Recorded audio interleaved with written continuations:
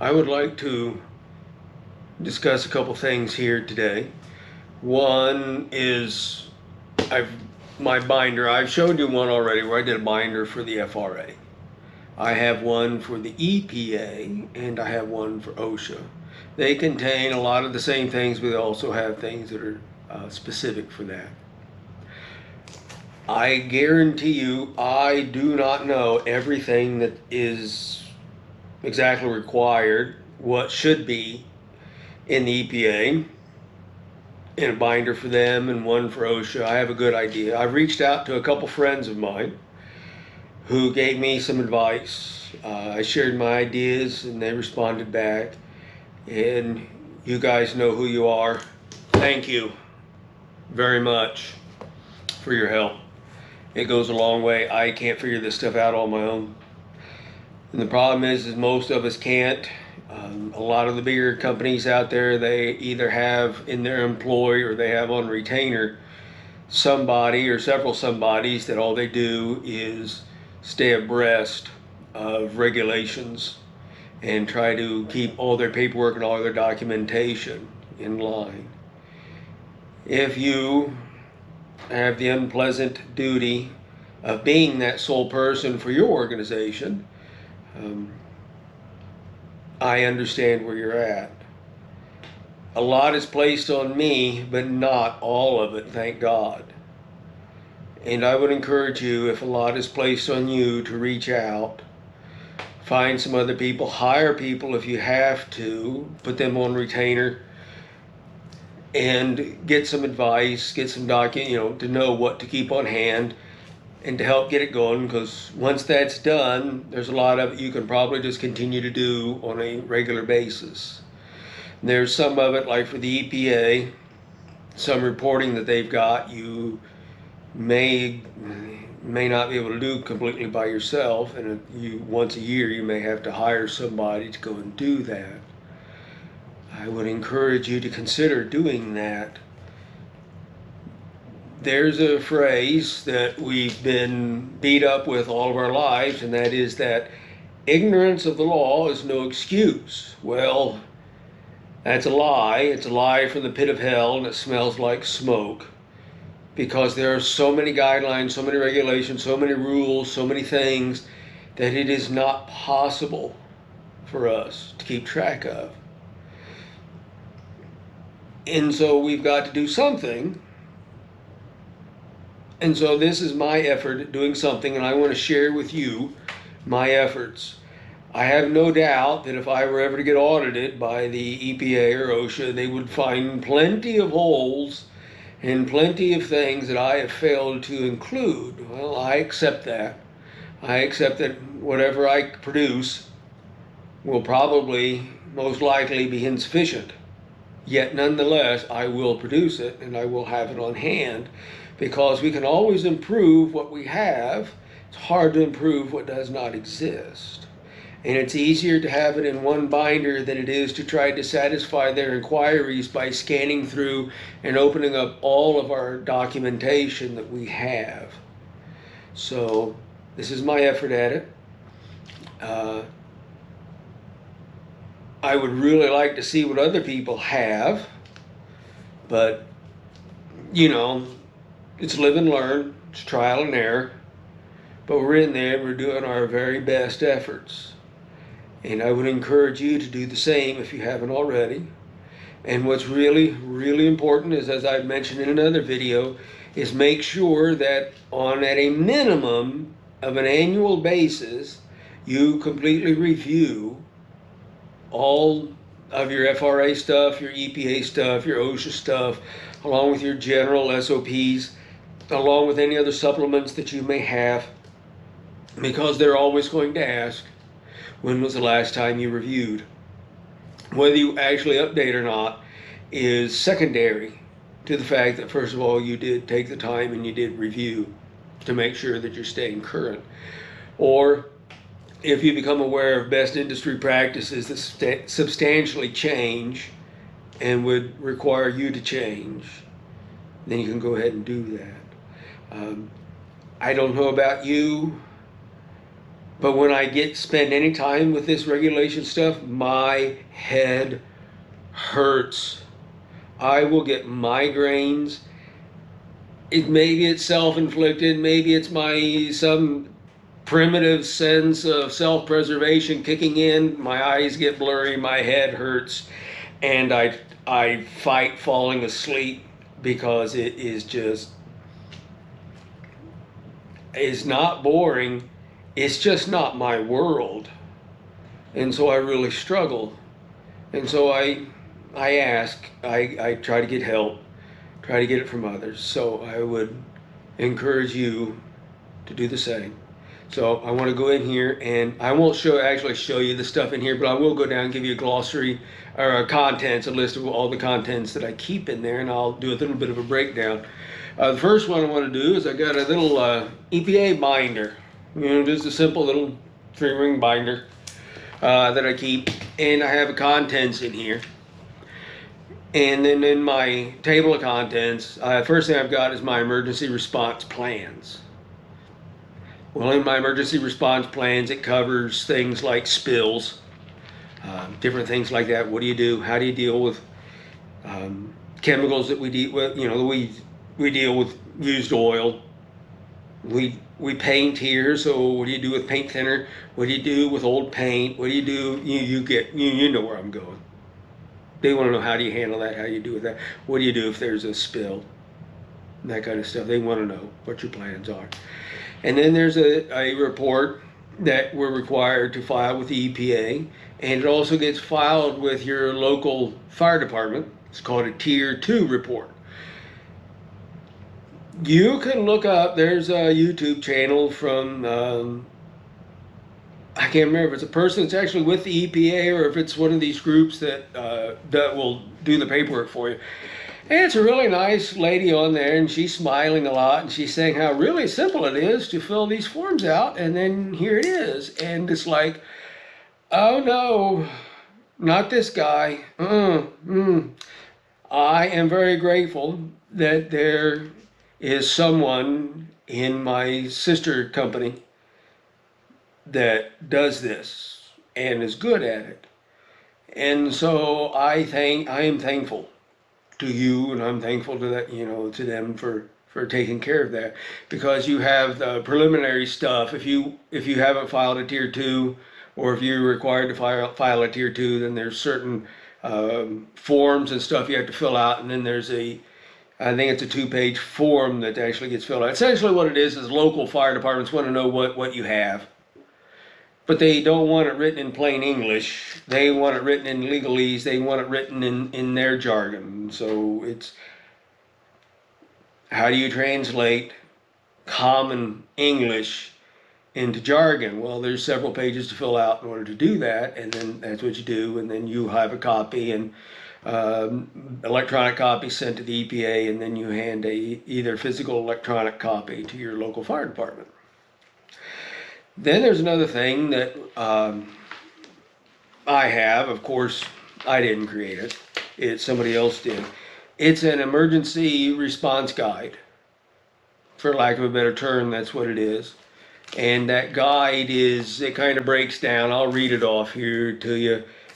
What do you do if there's an emergency? And I got the same thing. This is also in my OSHA, and it's also in my FRA. They all want to know the same thing. What is your plan? How do you intend to respond? And also in there, what is your chain of command? Well, as the person in charge, if you're on site, that's you. And then how does that go on as more and more and more people get involved? If it's a serious incident, more and more people will be involved. How do you cooperate with other outside agencies? There's steps 1 through 7. First one is evacuate. The other is alarm. Third is assess. 4 is protect. 5 is rescue. 6 is revive. 7 is medical aid. And then last is an on-site supervisor. If you have the time and the inclination and you like to do that, you can go on the FEMA .gov website and peruse around in there. You'll have to click on quite a few things to find it. That you can go through FEMA's breakdown, and it will mirror this very, very closely, and go down through that. So if you are also responsible for creating your own emergency response plans, then that may be a very good resource for you, something to consider. And then EPA requires that every year, we test the electrical ground system to make sure that everything is properly grounded. My electricians come out and they do it two ways, and perhaps your organization already has it laid out how they want it. If not, you're going to have to ask around, do your best. But one of the things my electricians will do is they'll go out and they'll connect to my main ground. My main ground is all in one circuitous loop completely around my whole property, and then everything grounds individually into that same loop to create its own little circuit. And they will go and they will test the ground 10 feet, 20, 30, 40, 50 feet away, and then they'll get a reading from that. And then they'll go from the ground and they will go and ground to each piece of my equipment. And then they'll read how many ohms are in there, and then you document all of that.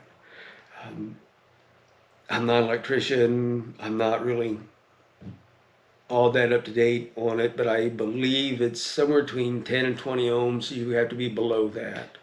And then everything's considered good, and then you just document it, and then you just customize it to your system. Then you do that once a year. Then I do some of my safety data sheets. I've got a lot of safety data sheets are kept electronically. I kept on 2 of my computers, so that when it comes to the small things like chemicals, small chemicals, things that I keep here, I keep a safety data sheet on all of that. You know, because you gotta it's not just for first responders are primary, they're the number one, they need to know what's on site, but it's also to make sure your employees or anybody here that comes in contact with your stuff, cleaning supplies, things like that, if they have an allergic reaction or if they somehow accidentally spill something on themselves or ingest something, get sprayed with something, everybody needs to know how to treat each individual problem as it comes along. But all I did on my main ones, I believe are 7, 1, 2, 3, 4, 5, 6, yeah, 7 things that I have down here are my safety data sheets. One is propane. The other one is ethyl mercaptan, because I keep a cylinder of ethyl mercaptan here on site. I've been told, one of my friends that responded back, that if your ethyl mercaptan is only just what's stored in the propane in the rail cars, you do not need a separate SDS for that. But since I do have a steel cylinder of it, I keep it. Methanol, because I keep a 55-gallon barrel of methanol, plus I keep incidental small bottles on site. Gasoline, I do have a steel job box in which I keep my gasoline, diesel, and used motor oil or compressor oil. I keep all of that. So I got an SDS on gasoline, diesel fuel, and used oil. And then lastly, antifreeze, because I use antifreeze in the rail cars. And I generally keep a fairly large quantity. When I restock, I'll stock anywhere from 30 to 40 gallons at a time. So I figured I'd just have something that would cover the basics that are in reasonably large quantities, more than a gallon, because there's not a lot of other things I got that's more than a gallon. I usually don't keep a lot of paint on hand unless I got a project going on. But I figured these 7 things would cover the main things for first responders, and until I'm told otherwise, I consider it a sufficient list. And then we go to OSHA. So I got a different colored one here, got a green one, help it stand out a little bit, and then my OSHA. What I've got here is I pulled pertinent sections out of my SOPs. One section is I have general on-site safety. I cover general on-site safety for just walking around the property, for PPE requirements, for inclement weather, and for lightning. So I have all those things addressed. Um, and then certain safety things for whether you're on the ground, around trucks, around rail cars, or up on top of the towers working on rail cars. So I've got all that is in one full section of my SOP. So I put up what I copy. I figured that'd be relevant to them, right? They could care less how I do rail car readings. They could care less how I inspect cars. They only care about safety. That's my guess. Hoping that works out. Then I also have, after that, my emergency response plans, just like I have in the other two. I have my emergency response procedures that I've got in there. Then I also have a visitor policy. And that's something else. If you don't have a visitor policy and a contractor policy, I would strongly encourage you to come up with one. Ask around. A lot of what is you've already covered it, I'm sure, in your security procedures. With your security procedures, I'd like to add again, I mentioned it once, I think I mentioned it once, that your security plan cannot leave your office. It's one thing about emergency response, but security plans, you can't email them, you can't forward them, you can't share them with anybody else. They have to stay inside your company. So if anybody, any reporting agency asks you to email them or fax them a copy of your security plan, the answer is no. And so just keep that in mind. I didn't know that, and fortunately I was kindly corrected on that, and I just want to share that with you. A visitor policy, who do you allow? If they get here, what are they allowed to do, not do? One of the things it's kind of redundant, but it has to be emphasized is, visitors and contractors, you kind of have to tell them, watch where you walk, watch what you do. You got to try to minimize slips, trips, and falls. You got to make sure that when they go up ladders or stairs, they always got at least one hand on a railing.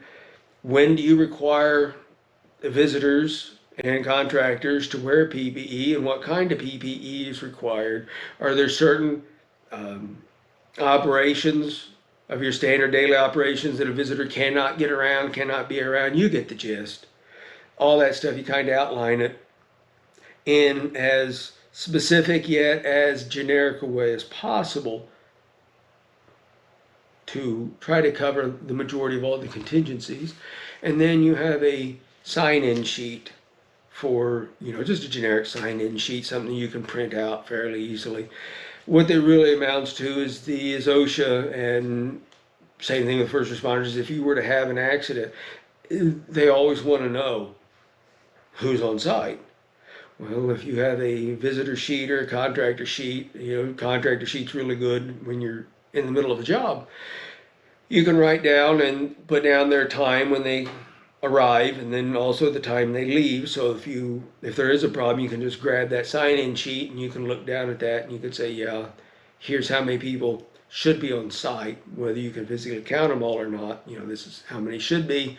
And if there's a serious evacuation emergency, they're going to insist that every name be accounted for. So something to consider how you write that up. I really hope for your sake that a lot of this stuff is done for you. And I hope this is meaningless to the majority of you. But if there's one or two of you guys out there that you have to come up with this on your own, trying to give you some of the basic guidelines that I got. Not saying my guidelines are the best, but they exist. And perhaps you can take them and then go and improve upon them.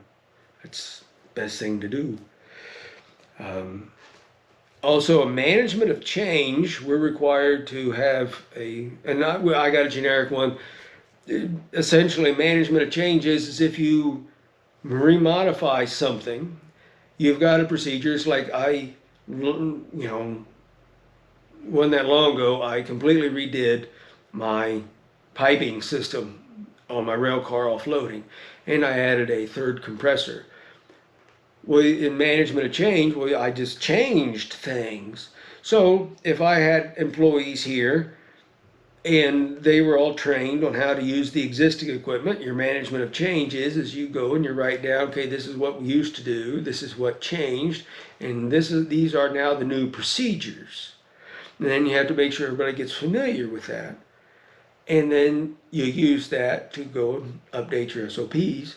So now what is becomes the new normal, and this management of change is what they require to prove it. So I just have my my generic form, and then I also included a copy, and I'll probably only keep it for like a year, of my management of change, what actually changed when I redid my piping system last.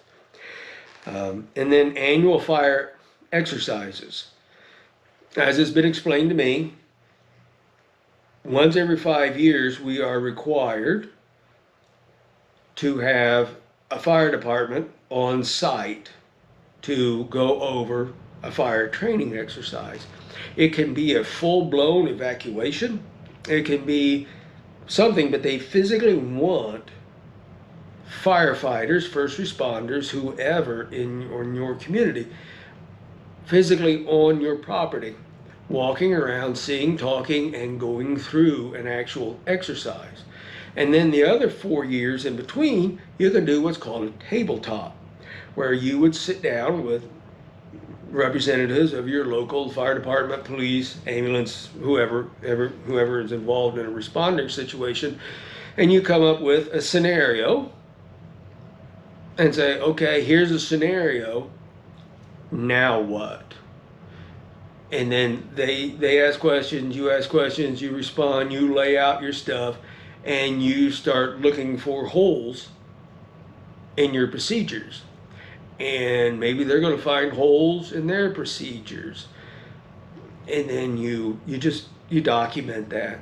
You document that you met, you document who was there, you document when you started, when you ended, and what you went over, lessons learned, problems to be fixed, and then you'll do a follow-up later on after that to recap, and then part of your follow-up is what did we do to correct what we found. And that's one of the things they also look for, is they always assume that you don't know and you won't cover every scenario, and they're always looking for you to acknowledge that there was something you failed to cover or failed to do, and that how did you correct it, how do you intend to correct it. And so they want all that documented, they want all that written out. You can do that. What I prefer to do, because I am in a smaller community, and I do have a very responsive fire chief in my area. And the fire, because it is a smaller rural community, the ambulance service is housed in the same community building. And there are 2 townships that cover my area. I prefer, as long as I can coordinate it with them, once a year to have them come to my place and we just do a training exercise. It's usually just a matter of like a medical emergency. Something happened. Good example. This last one that we did, scenario was a driver went to go hook up his truck, slipped, fell down, and he's now injured and pinned underneath a loading hose right beside his truck. So fortunately, one of my major transport companies that pulls out of here, they had a driver that was willing to come in here and be a participant. And to that trucking company and that driver, thank you. That went a long way. And so I worked all this out. I coordinated it with my local fire chief, every so many months out of the year, they have an open house at their fire station where all the volunteers show up and they just do training. Well, we picked a Saturday when they were all there for regular scheduled training. That way we could they were already there doing stuff and they were able to bring them out. We went through the whole rescue scenario. Then all the new volunteers that had never been to my place, we walked them all the way around, showed how everything worked. We showed them the basics of a transport truck, the emergency shutdowns for a transport trailer, the components of a transport trailer, how a truck is loaded. Also got to prove we have automatic gate openers. The brand that we have is called Click to Enter. And when I originally installed them, I specifically asked for the radio frequency that they use, and is one of those mistakes, a comedy of errors, but essentially I was given the wrong code. Well, we didn't know it at the time. Everybody thought I was given the right code. Well, when they go to test it, none of my click to enters will work off the radio frequency. And then when we did part of our follow-up was looking back in there, and it was just one little mistake on the radio frequency is why it wouldn't work. Thank God we found out during a training exercise. So I'm now in the process of getting that fixed. So little things, I was sure we had that covered. And we didn't. So occasionally we run into other things like that. So save that and just put in your latest one, whether it's a tabletop or an actual on-site exercise. And then also we completed this training exercise for this year, and then we went ahead and scheduled one for the following year, and we laid out the basic scenario of what kind of a rescue we're going to deal with for the following year. Hopefully, God willing, we'll be able to continue that trend. It's important for everybody's peace of mind, in my opinion, for everybody's peace of mind and confidence level to have the responders, the men and women that will have to respond if there's a bad situation here, that they have a good understanding of what they would run into. There's a key box out there. There's a company called Knox, and it's called a Knox box. We went ahead and we talked about it before, but anyway, you got to get the form through your fire department. And they'll get you the form, and then you go and you pick out a Knox box. And it's just a steel small box. Expensive as sin. I got a small box. It's, I don't know, about yay big, about yay deep. It had 2 prongs that could hold like 5 or 6 keys each. And then it has a proprietary key. And they will not send you the key. They will send the key straight to your fire chief or your fire department, whoever gave you the original form, you'll designate, and then they have to fill out some information on the order form, and then they have to sign it before you can go in there. Anyway, the little Knox box and shipping and everything was just a shade under $600. And they got different options, talk to your people. And then not only did I put keys, I made a small little laminated printout of emergency contact numbers. So it was emergency contact for myself and for my cell phone, and then emergency contacts for people in 2 of the sister corporations that I'm associated with, and not just their offices, and also first responders, all of them. They like to know that there's a high likelihood that whoever they call will actually answer the phone. So not only do I put a business number, but there is one individual in each company that has a high level of responsibility, and so they would fall in there. I give them their name and their personal cell phone number. So if they can't get a hold of me, they can call somebody, get them on a cell phone, and the chances of them actually talking to somebody that has any authority or understanding really goes up, and they appreciate that. So something to consider down along those lines. Then another thing for OSHA is an annual employee hazard assessment. What they want is you to do a really quick, simple list of all of the basic job requirements at your terminal. And then what are the risks associated with that job, and what are the safety requirements, PPE requirements, that kind of a thing. Can be as simple as shoveling snow, not to mention loading trucks and offloading rail cars.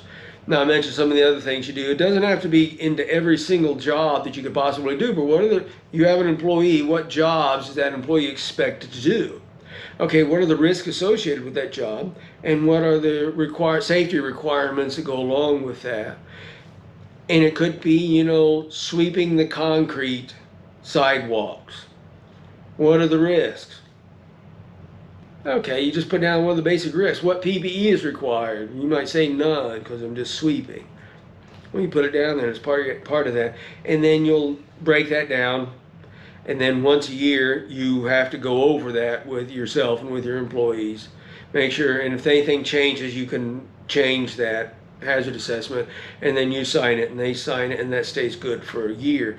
OSHA just wants to know that you are making your employees aware of the risks of their job. And when things change, risks change, the level of risk changes, and they want to make sure that you're communicating that with everybody involved that works at your place. Then I did a listing, mostly of employee training, but mostly it's just a printout list of all the trainings for myself and the employees here. And there's some, I actually printed out some of the certificates, but not all of them. They're all kept in the employee files in a binder, and also on the computer in an electronic version. If there's, you know, because all the training has to be job function and job training specific. If there's more that they want, well, I got this list, and I guess I could go and find it in an employee file if I ever got audited by OSHA and they insisted on something else. So, but at least I got it there, and I got it kind of broken down.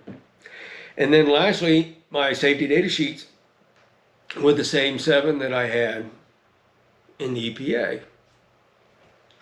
That's what I got. It's, like I said earlier, I accept the fact it's most likely going to be insufficient, and there's going to be things that I will figure out I need to add, and when the time comes, I'll add it. But at least it's in there. And I encourage you, if any of this is beneficial, if any of this could help you, please take it and run.